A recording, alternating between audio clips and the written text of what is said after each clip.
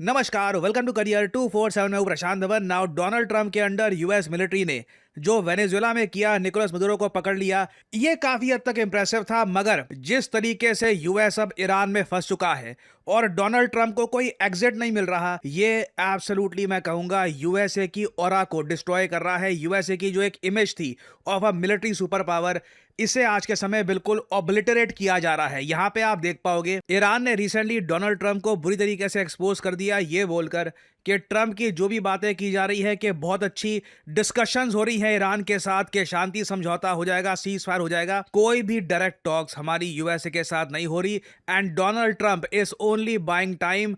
यहां पे आप देख पाओगे तेहरान ने बोला है कि ट्रंप के जो क्लेम है कि पीस टॉक्स हो रही है, हम बहुत ही जल्द वॉर समाप्त कर देंगे, ये सब फेक न्यूज है। आप सोच कर देखिए किस तरीके से डोनाल्ड ट्रंप ईरान वॉर में फंस चुके हैं कि रिसेंटली ट्रंप ने यह बोला कि स्ट्रेट ऑफ हॉर्मुज को बस दो पार्टियां कंट्रोल करेंगी, एक यूएसए और दूसरा आयतोला। And who's in control of it? Will Iran still be able to control the flow of oil? Be jointly controlled. By who? Maybe me. Maybe me. You want the United States to be in Me control and of the flow of Ayatollah, whoever the Ayatollah is, whoever the next Ayatollah. ना ये अपने आप में बहुत ज़्यादा अजीब सी statement है। कई अमेरिकन ये सुन के काफ़ी शॉक्ड हो गए थे कि ट्रंप कह रहे हैं कि स्ट्रेट ऑफ हॉर्मुज को जॉइंटली कंट्रोल किया जाएगा। मीडिया ने पूछा जॉइंटली कौन कंट्रोल करेगा, तो कहते मे बी मी, शायद मैं होऊंगा, साथ में जो अगले आयतोला होंगे। मतलब एक तरफ तो ये कह रहे थे कि स्ट्रेट ऑफ हॉर्मुज का टोटल कंट्रोल यूएस और वेस्टर्न पावर्स अपने हाथ में ले लेंगी और स्ट्रेट ऑफ हॉर्मुज को ये ओपन कर देंगे। अब ये जॉइंट कंट्रोल की बात कर रहे हैं। अब एक बार को आप यहाँ पे सोच सकते हैं कि ईरान की सरकार के लोग ये सोचेंगे कि ये तो ट्रंप ने बहुत अच्छी बात बोली है, ट्रंप थोड़ा बहुत पीछे हट रहे हैं। एक तरफ तो ये भी क्लेम कर रहे हैं कि पीस की बात की जा रही है ईरान की रिजीम के साथ, फिर कह रहे हैं कि स्ट्रेट ऑफ हॉर्मुज को मिलकर कंट्रोल करेंगे। एक बार लोगों ने सोचा कि ईरान बोलेगा कि we accept this statement by President Trump. नहीं, ईरान को अपनी पोजीशन आज के समय इतनी ज्यादा फेवरेबल लग रही है कि इन लोगों ने ये ट्वीट करी है। इधर आप देख पाओगे ऊपर लिखा है straight of Hormuz will be controlled by me and आयतोला, Trump की स्टेटमेंट जो मैंने आपको अभी दिखाई थी।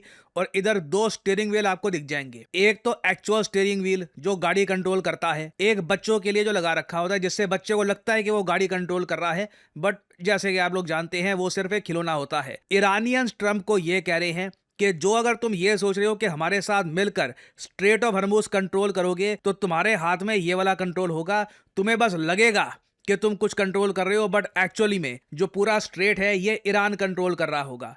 और सिर्फ इतना ही नहीं, लगातार आप देखोगे ईरान की मिलिट्री ट्रंप को मॉक कर रही है। रिसेंटली ईरान के मिलिट्री स्पोक्सपर्सन ने एक वीडियो रिलीज करी जहां पे इन्होंने ये बोला कि यू मतलब कि ट्रंप सरकार को ये कह रहे हैं कि तुमने कंफ्यूज कर लिया है war against Iran with A Hollywood movie. जैसे तुम अपनी हॉलीवुड मूवी बना लेते हो जिसमें इमेजिनरी हीरोज होते हैं और तुम लोग वो वॉर जीत जाते हो, तुमने उसको कंफ्यूज कर लिया रियलिटी से।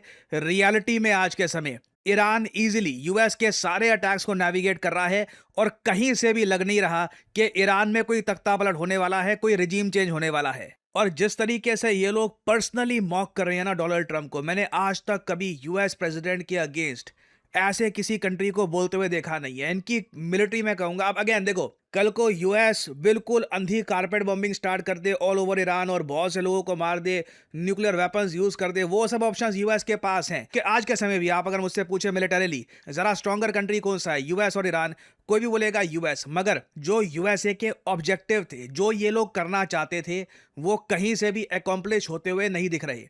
और यहाँ पे आप देख पाओगे ईरान की मिलिट्री के स्पोक्समैन मॉक कर रहे हैं ट्रंप को ये कहकर कि hey Trump, you are fired. Hey Trump, you are fired. You are familiar with this sentence. Thank you for your attention to this matter.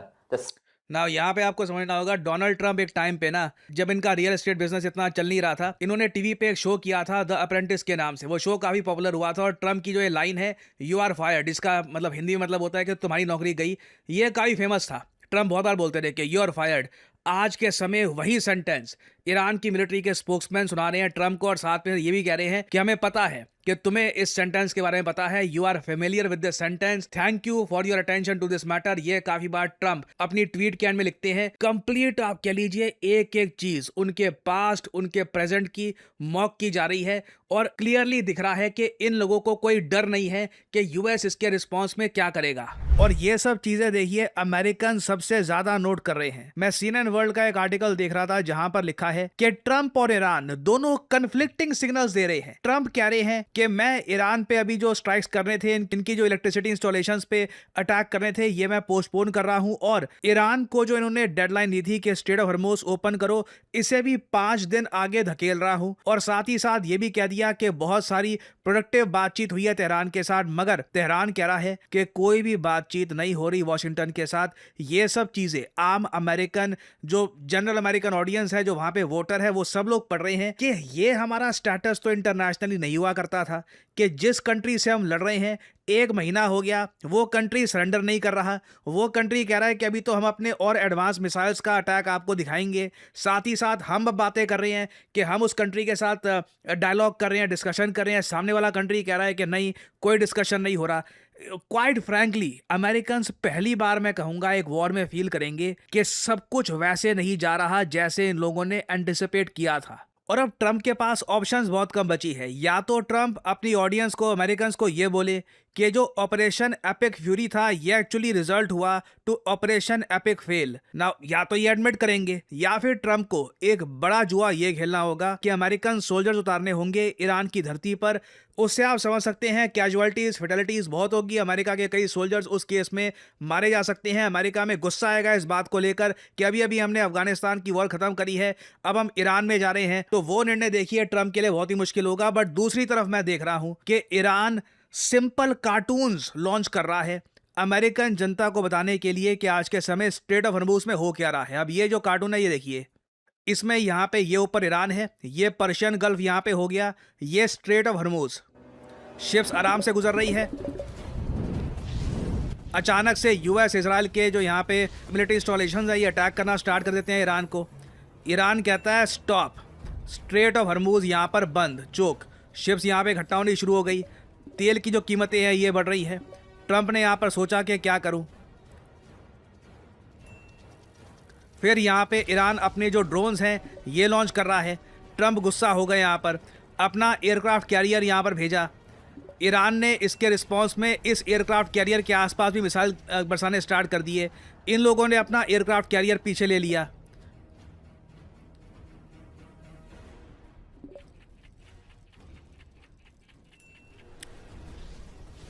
फिर उसके बाद ईरानियंस ये भी क्लेम कर रहे हैं कि इन लोगों ने यूएस के एयरक्राफ्ट कैरियर को डैमेज भी किया था, इसलिए यूएस ने भी उस लेवल का अटैक नहीं कर दी जो दुनिया एक्सपेक्ट कर रही थी।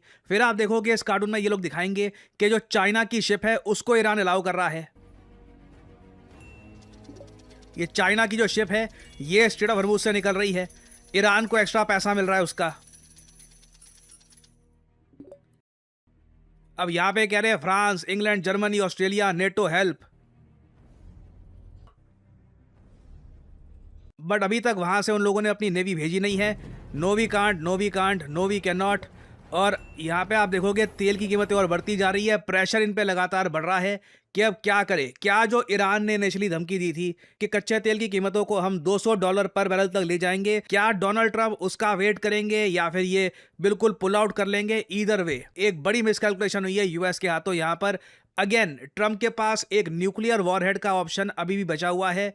क्या उसको ये एक्सरसाइज करेंगे या नहीं करेंगे ये देखना होगा। आई थिंक वो एक बहुत बड़ा रिस्क होगा। ट्रंप की पर्सनालिटी को देखकर लगता नहीं है कि शायद वो वहां पर ग्रेविटेट करेंगे, क्योंकि काफी बार ये मानकर चलते हैं कि यू टर्न लेना बुरी बात नहीं है।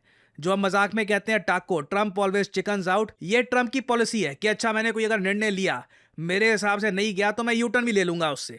तो वो भी काफी हद तक हो सकता है, इट इज अ पॉसिबिलिटी। और आप एक बात नोट करिएगा, यूएस का सिंस एक जो ऑरा स्टेटस काफी कम हो चुका है इस ईरान वॉर के बाद। अब नॉर्थ कोरिया समेत कई और जो देश है जो यूएस की पॉलिसीज के अगेंस्ट खड़े होते हैं, ये और ज्यादा कॉन्फिडेंस के साथ आगे बढ़ेंगे। किम जोंग उन ने ऑलरेडी कह दिया है कि नॉर्थ कोरिया का न्यूक्लियर स्टेटस इररिवर्सिबल है। किसी भी डील में नॉर्थ कोरिया अपने न्यूक्लियर वेपन्स नहीं त्यागेगा। और साथ ही साथ साउथ कोरिया को धमकी भी दे दी है। आई वुडंट बी सरप्राइज्ड कि आने वाले कुछ सालों में कोरियन पेनिनसुला में भी एक कॉन्फ्लिक्ट स्टार्ट हो जाए, एक वॉर स्टार्ट हो जाए, क्योंकि अगेन यूएस क्लियरली उतना इफेक्टिव अब नहीं रहा मिलिटरीली जैसा वो अपने आप को प्रोजेक्ट करवाते थे एक टाइम पर। यहाँ पे आप देख पाएंगे Kim Jong Un calls Pyongyang's nuclear status irreversible, warns against most hostile South Korea. So आने वाले कुछ दिनों में देखना होगा कि ट्रम्प ईरान वॉर को लेकर क्या निर्णय लेते हैं। अभी के लिए तो साफ साफ लग रहा है ईरान जो कर रहा है ये कई हफ्तों तक ये लोग कर सकते हैं। इनके पास मिसाइल आर्सेनल है, ड्रोन्स भी इन लोगों के पास है,